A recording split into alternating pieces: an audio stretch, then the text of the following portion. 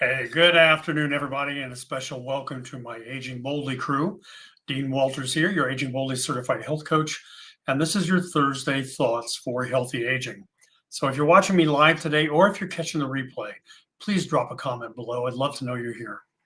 Now, today was going to be my second part of my 5-part series, Social and Emotional Well-Being: How to Build a Social Circle that Supports Healthy Aging. But instead, since diabetes and high blood sugar and obesity are so prevalent today, I wanted to slip in my blood sugar 101 discussion. Now, remember, at the end, if you'd like a more complete version of this, just comment 101 with your email, and I'll shoot you the entire PDF presentation. All right, now bear with me. Today's about 12 minutes, so just kind of bear with me on that. So first of all, let's talk about what blood sugar is and how it's metabolized in the body. Now, people that have normal blood sugars, insulin helps carbs break down into glucose, which then enters the bloodstream. So the glucose is the fuel that keeps our cells alive and keeps them functioning. And glucose comes from all kind of carbs. It's in simple sugars like table sugar and refined flour, and it's in complex carbohydrates like barley and even fruit. Now, even a small amount of protein and fats we eat are converted into glucose. Most tissues, though, prefer glucose as their fuel, and this is especially true for the brain, the heart, and the skeletal muscles. And while anybody who's done a low carb diet knows the body can burn fat for fuel, but it much prefers to burn carbs. So then your pancreas responds by producing insulin, which is the hormone that triggers our cells to take in the sugar. And insulin release signals for the body to either use the sugar or store it for future use. Now, when there's enough sugar in the blood to keep the cells fueled, which is usually after you eat, the excess glucose is stored in the liver as glycogen. And when your sugar levels are low, which is in between meals, the liver releases the glycogen into the bloodstream. Now, as your food is digested, glucose is released into the blood. And this increase in your blood sugar triggers the insulin production.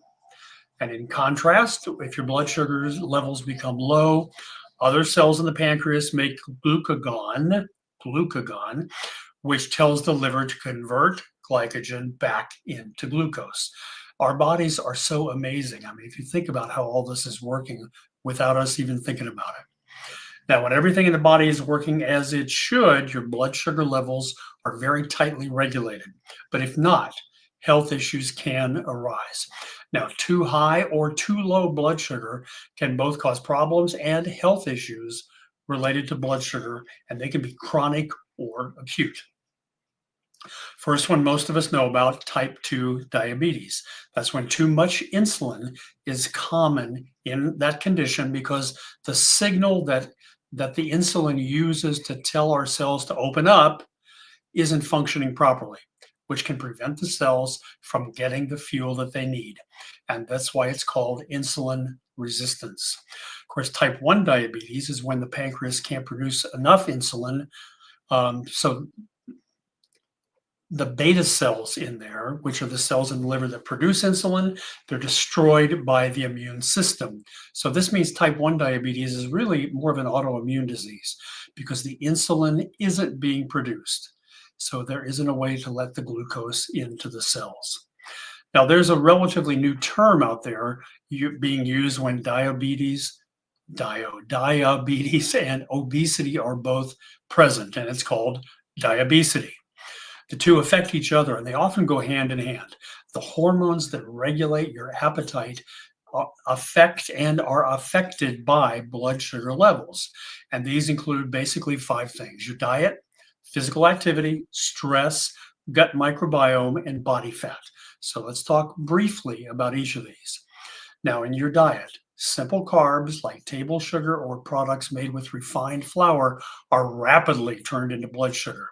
And too much of these simple carbs over time can really derail the healthy insulin and blood sugar regulation, and that leads to issues like type 2 diabetes. when you eat too much sugar, it forces the body to work harder to find the balance. Now, complex carbs like whole grains, vegetables, fruits, they're also sources of blood sugar, but they also have fiber in them, which slows down the digestion of the carbs and the subsequent release of the blood sugar. Okay.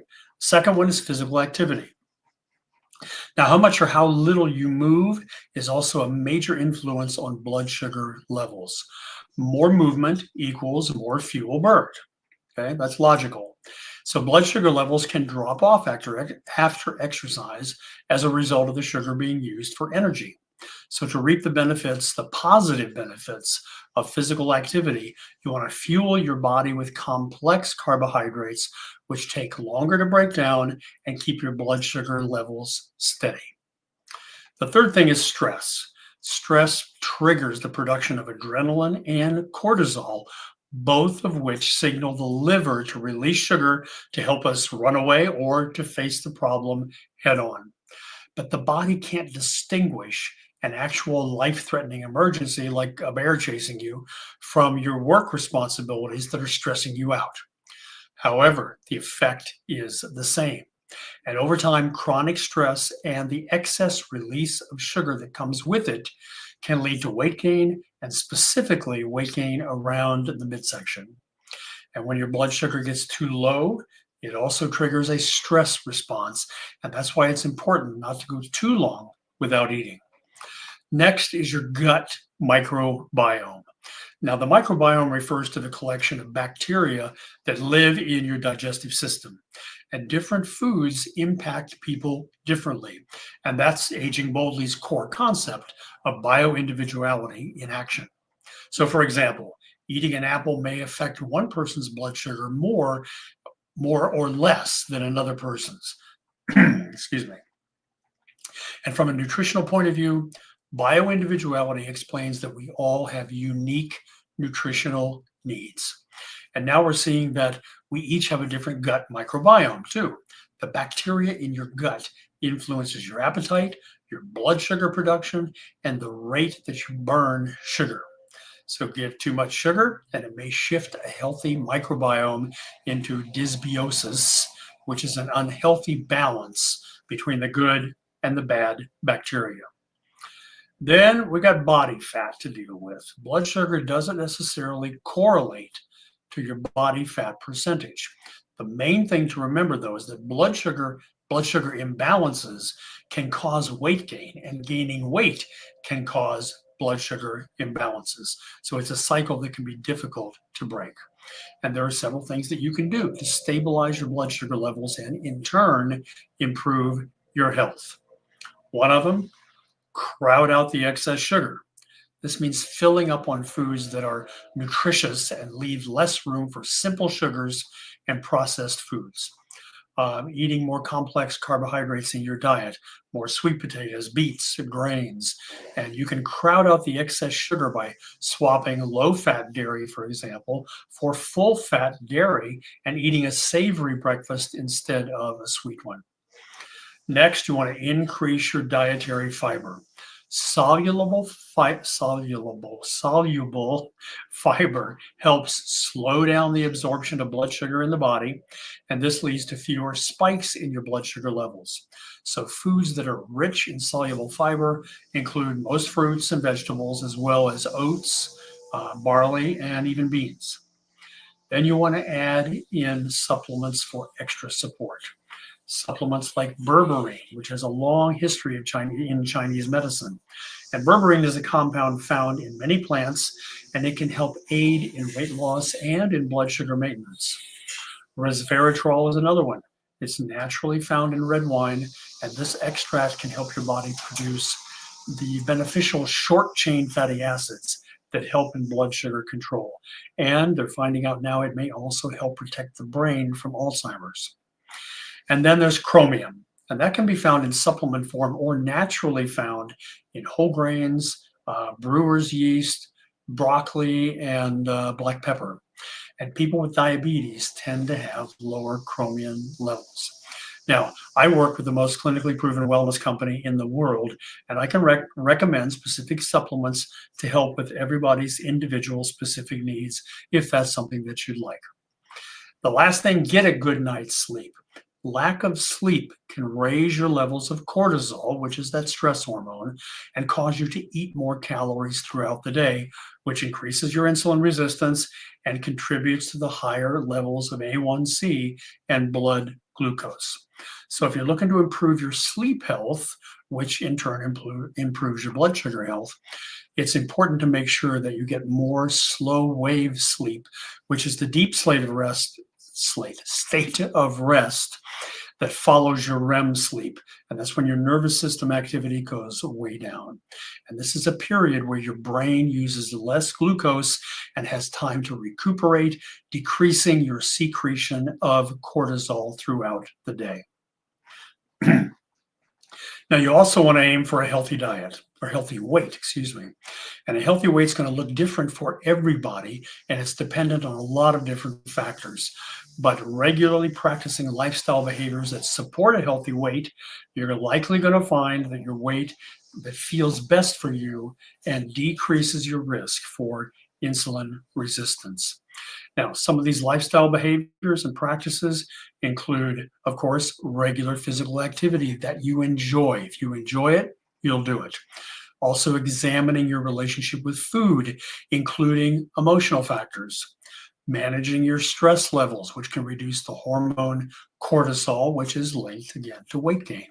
And reaching out for support when needed, whether that's a health coach or a personal trainer to help you with accountability and encouragement, or a healthcare provider or a friend who can help examine maybe some of the causes of your weight concerns or the things that are bothering you.